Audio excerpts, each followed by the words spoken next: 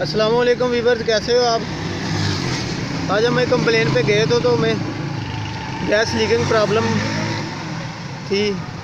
तो कस्टमर ने मैं कहा कि हमारे यूनिट कूलिंग नहीं कर रहा। तो हम गए तो हमने ये विंडो एसी का प्रॉब्लम है। ये देखिए ऑयल आया हुआ है इसमें, इसकी सक्शन पर ऑयल आया हुआ है।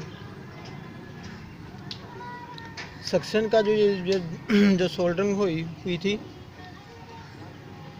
ये जिसने जो सोल्डरिंग किया ये उससे अच्छी नहीं हुई सोल्डरिंग, जिसकी वजह से ये लीकेज है।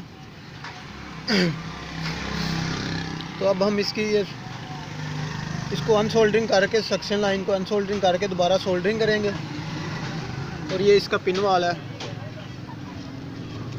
यहाँ पर भी ऑयल आया हुआ है।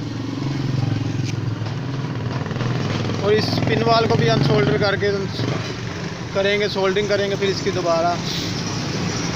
और पिन वाल हम न्यू लगा के फिर इसमें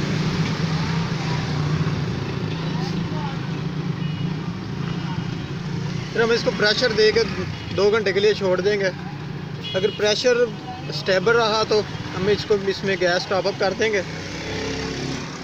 अगर प्रेशर कम हो गया तो फिर हम इसकी दोबारा चेक करेंगे कौन सा इसका पार्ट लीक है, वेपोरेटर लीक है या कंडेंसर लीक है।